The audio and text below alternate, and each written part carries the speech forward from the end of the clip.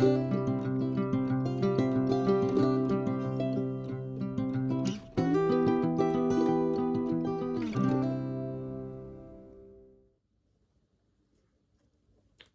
is me knitting regular.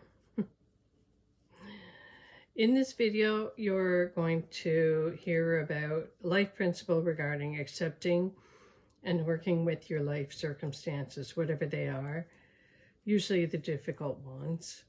And then I'm going to share some notes on knitting. Be creative with knitting.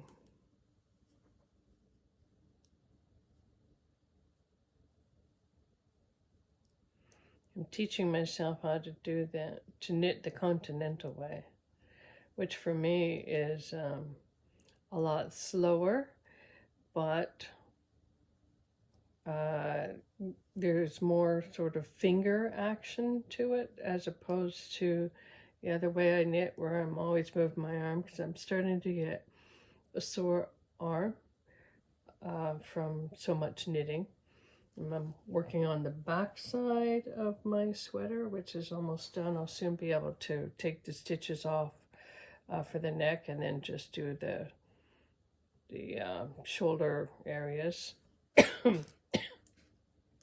And I'm still, I still have cold symptoms. I have a negative COVID test. That's good. I'm over COVID apparently, but I'm back to my theory that I got a cold. Then I got COVID while my immune system was down, and now I still have a cold. So I was talking to a lady in Nevada, and she started off with mucus and sore throat, or not sore throat, but a change in voice, like mine. That's how my symptoms started, mucus and then a change in voice. And so it sounds like the same kind of cold. And I was talking to another girl in Spain, and she says she calls it her perpetual cold. She's had it for a month, same kind of symptoms. And I'm thinking, like, this thing is worldwide. It's strange. But anyway, you know, sometimes when you're in the midst of a lot of symptoms that have been lasting for a long time, you feel like this is never going to end. This is it for the rest of my life. I've actually written it in my journal, and I know better. But that's how we feel at times, no matter what circumstances we're in, especially difficult ones. It's funny, you could take a vacation and you never say on your vacation, wow, I feel like this is going to last for the rest of my life. But negative circumstances tend to hit us that way. We get so enthralled in the circumstances, how we're feeling, how we're thinking. Sometimes it's affecting our sleep. So I actually wrote some advice to myself in my journal. I don't know. It's something I used to use for counseling clients. I'll just read it. I have this theory that if you can accept your circumstances, doesn't mean that you like them. You just come to that place where you say, okay, this is my life. This is what I've got. So how am I going to work with it? If you accept your circumstances, worry less, and decide what you will do should the negative circumstances come along. Now that's in regards to something that you think might happen. When I was a kid and my mom was preparing a birthday party for me, I was afraid nobody would come. So I don't know if this really applies, but and of course people did come, but sometimes we have those little kind of fears and worries that really don't amount to much, but they're very gripping at the time. So anyway,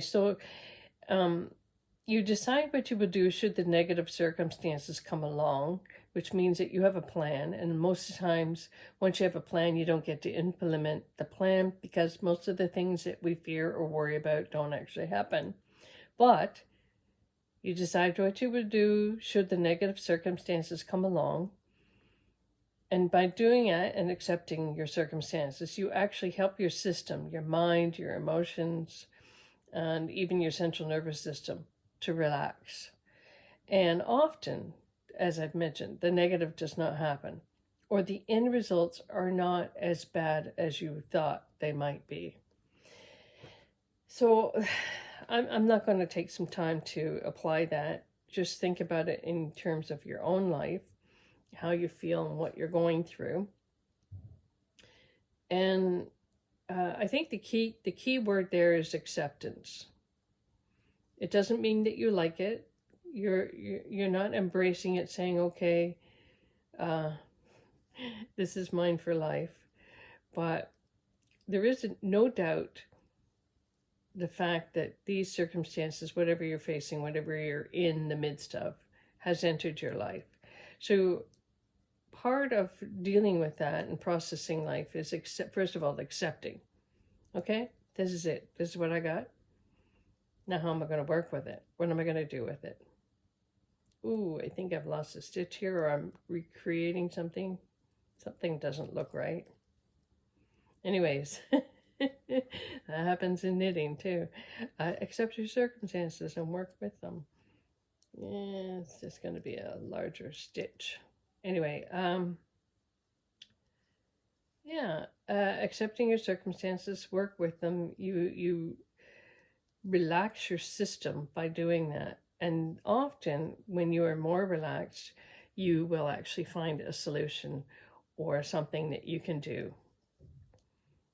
So that's the life principle for today.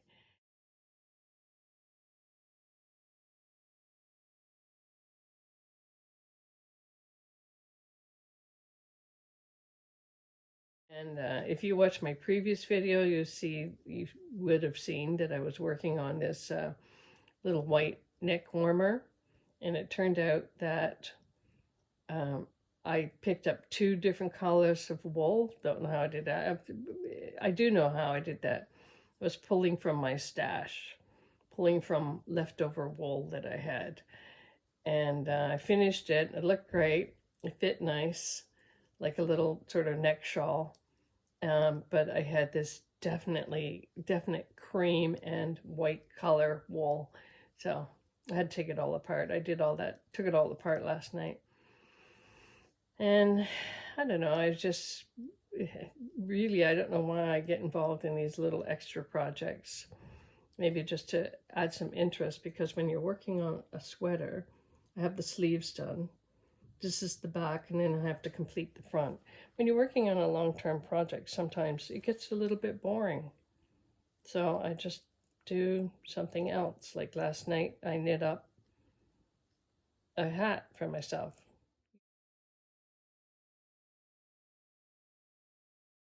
with drops, air, and Angora wool. And then I added a pom-pom. That's the kind of project that you can sit and knit a cap or a hat, whatever, woolly hat. You can knit that in an evening. So I did that. Sometimes you want that sense of accomplishment, like, okay, I started a project, now I'm actually finished it. Today, my goal is to finish the back of this sweater. Now, why am I knitting using the continental method, which is slower for me? Because I'm creating new dendrites, new connections in my brain. I'm teaching myself doing something new. So if you wonder what that's about, you have to look at my previous video as well. And that is it. I am working on, oh, I'll show you this. I'm not actually following a pattern. What I'm doing is I'm measuring the width and the length based on a sweater that I love. I love this sweater. This is purchased. This is a Joe Fresh sweater that I got last year sometime. And I am measuring the back and the sleeves. And I even did longer cuffs. I knit longer cuffs with this because I like long cuffs. And I'm taking all my measurements from this sweater, which I love. And I'm just knitting. If you know how to knit and purl, increase and decrease, how to do a rib stitch, I think you can make almost anything. Gosh, I should take a minute and grab my vest, wherever it is, and show it to you. Because again, I knit the vest without a pattern. All right, here we are. Here's my vest.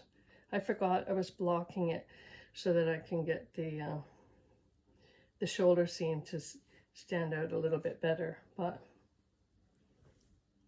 this is my vest.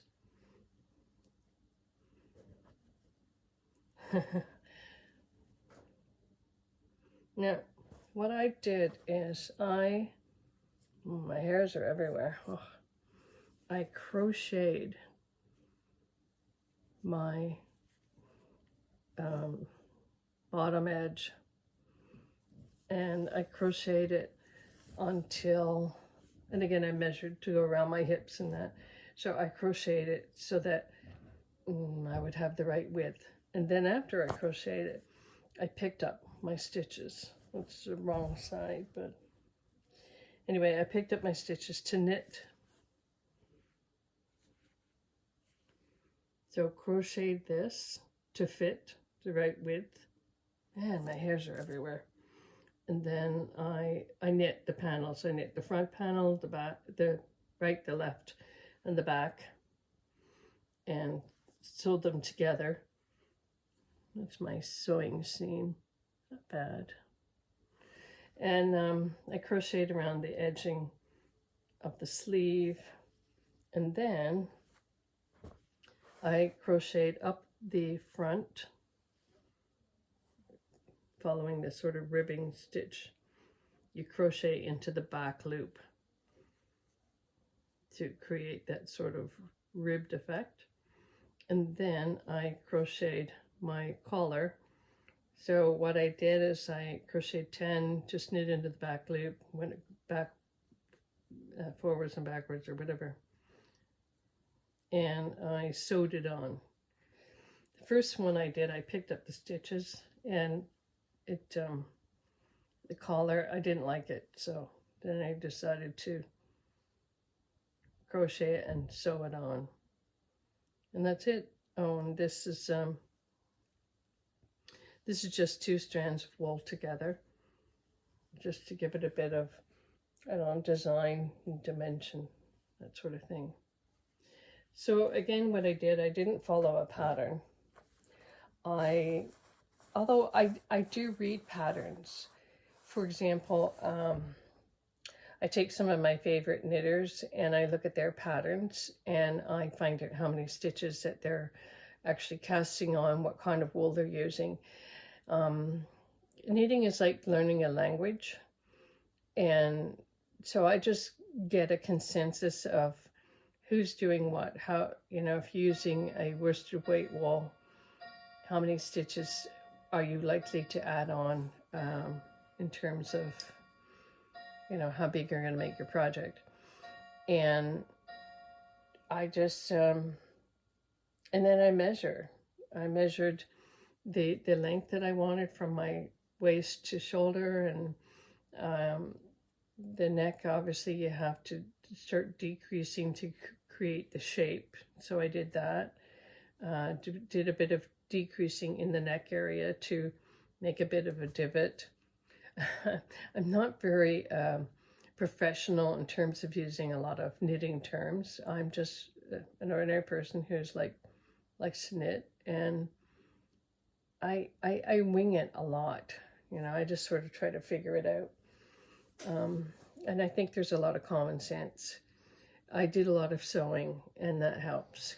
There's a lot of measuring in sewing. Anyway, that's it. Okay, so this is my vest. I am working on another vest where I'm creating more of an elaborate pattern. I'm using Drops Air yarn for that, and I'll share that at a later date, probably after Christmas.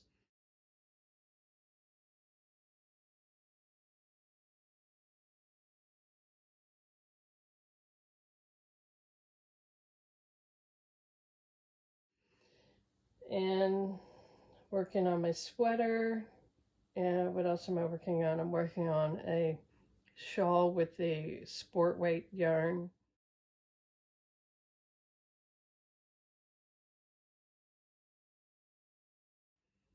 And so I have a lot of projects on the go, and I'll share them as I go along. So anyway, remember that life principle? I'll just read it out again.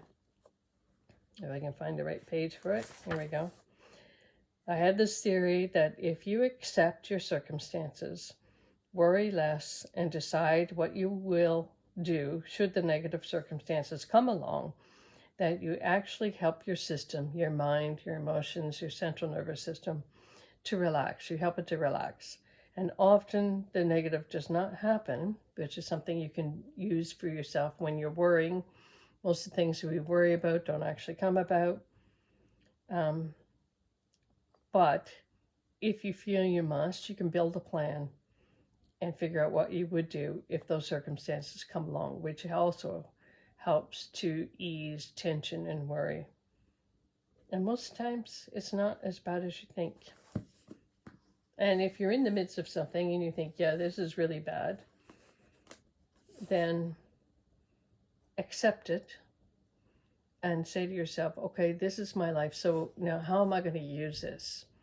What am I going to do with this? And sometimes you don't know. So you work on accepting, saying, okay, this is it. This is what I've got. And you try to relax your whole system, because the more relaxed you are, the more a solution or an idea to apply to your difficult situation will arise. And it's not always immediate. Some things take more time. So anyway, that's it. I'm going away for Christmas. I'm going to Disney, so I may have another video before then. We'll see how things go. All right, bye. P.S. Retired people, some of them have more time on their hands. So I created this sign for my daughter's front door because she has a newborn, and people delivering packages and so forth keep ringing the doorbell. So this is for you, daughter.